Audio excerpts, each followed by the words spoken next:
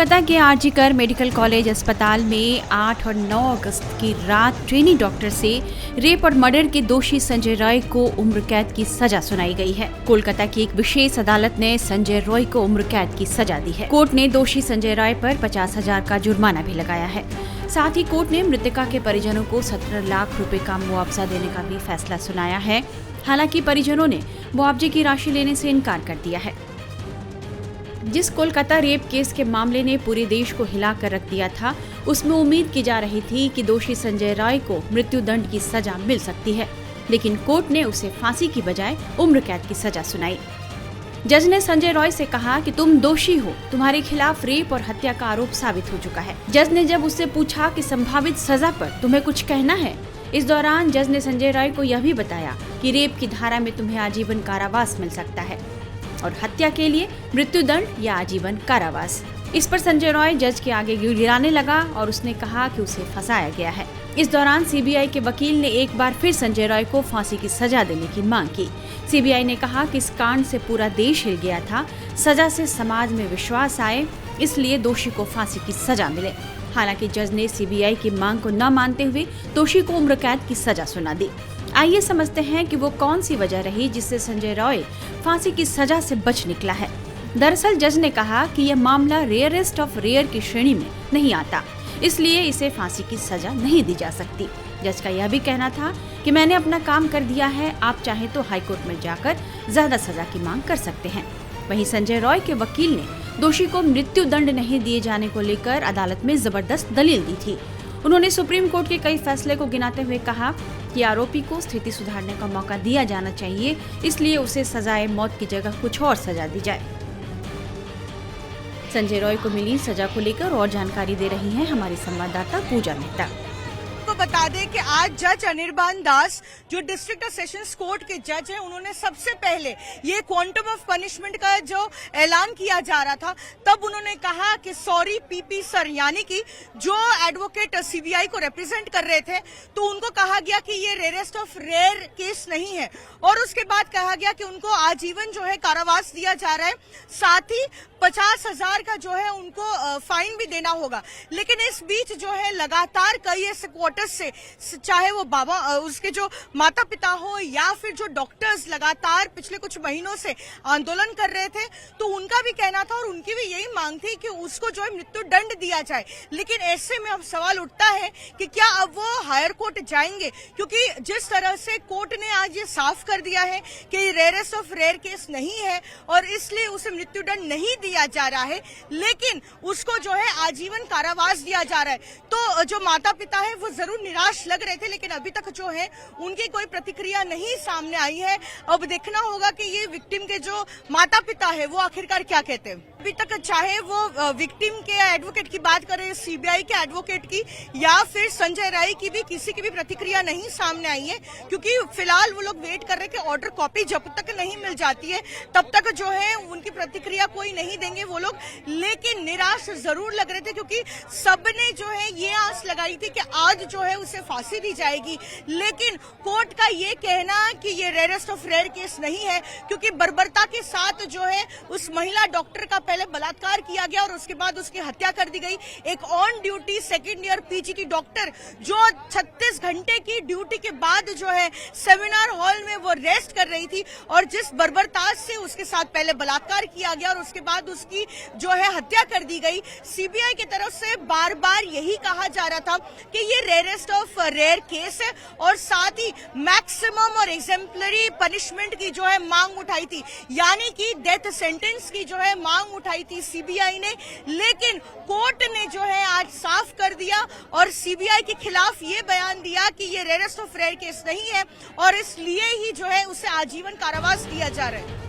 वहीं एडवोकेट सत्यम सिंह ने इस बारे में क्या बताया है, ये सुन लीजिए। आज वहां के सियालदा सेशन कोर्ट ने संजय रॉय के अगेंस्ट में जो है सेंटेंस ऑर्डर पास किया है। क्वांटम पे अभी जो है ऑर्डर आना अभी भी बाकी है, लेकिन जिन सेक्शंस के तहत जो है संजय रॉय के अगेंस्ट जो है ऑर्डर पास किया गया है वो रेप एंड मर्डर केस है, और भी कई सारी धाराएं हैं। बीएनएस की 66 है, बीएनएस की धारा 103 सब क्लॉज 1 है, और भी ऐसी धाराएं हैं जिसमें जो है जो सजाएं हैं वो 20 साल से जो बीएनएस की नई धारा है जो 103 सब क्लॉज 1 उसमें 20 साल से कम की सजा नहीं है अब, और साथ ही साथ फाइन भी लगा है। यहां जहां तक रही बात क्या बोलते हैं एक्यूज के अधिकारों की, तो एक्यूज के पास स्टिल राइट है कि जो है वो अपनी चीजों को जो है चैलेंज करे हाई कोर्ट में, क्योंकि एक्यूज ने जो है सेशन कोर्ट में अपने आप को इनोसेंट ही प्लीड किया है। उन्होंने एक्यूज ने जो है अपने आप को सेशन कोर्ट के सामने गिल्टी प्लीड नहीं किया।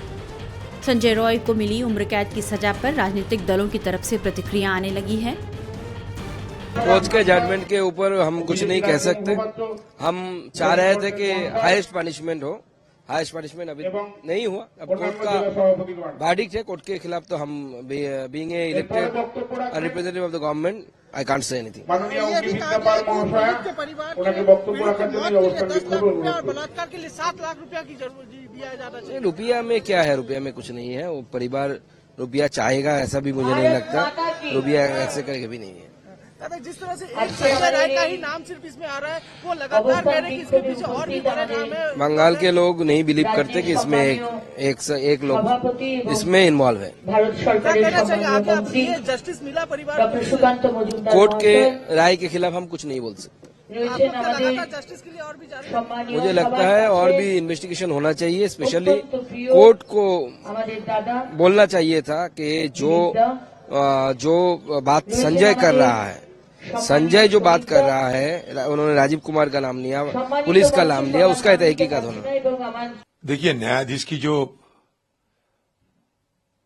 राय होते उसमें हम तो कुछ नहीं बोल सकते, लेकिन बंगाल के आम लोगों को ये उम्मीद थी कि कड़ी से कड़ी सजा मिलेगी और इसके साथ साथ और बहुत सारे लोग इसमें शामिल है।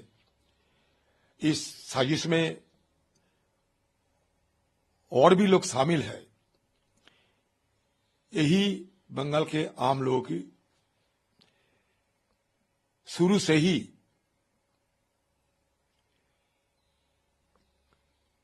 कहते आते हैं। लेकिन हम लोग देखा कि एक ही दरिंदों की सजा हुई है, बाकी किसी का कोई नामो निशान हमें देखने को नहीं मिला। इसलिए ये जो कोर्ट की ये फैसला मान लीजिए बंगाल के आम लोगों की उम्मीद के बराबर नहीं है। ये मान के चलो कि ये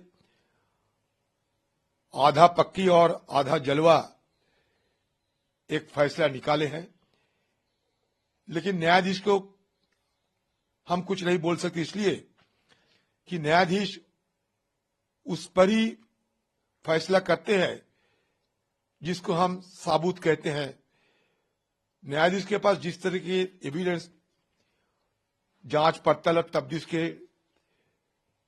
बदौलत उनको सामने पेश किए गए थे, उसी के मुताबिक उन्हें इससे ज्यादा सजा देने की जरूरत नहीं हो समझे।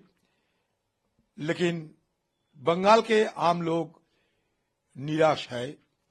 फिर भी एक सजा तो हुई, लेकिन उसके साथ साथ और बहुत लोगों की शामिल होने की जो साजिश, इसकी भंडाफोड़ देखने के लिए बंगाल के आम लोग तरस रहे हैं। डॉक्टर्स ने भी इस पर प्रतिक्रिया दी है, उनका क्या कहना है ये सुन लीजिए।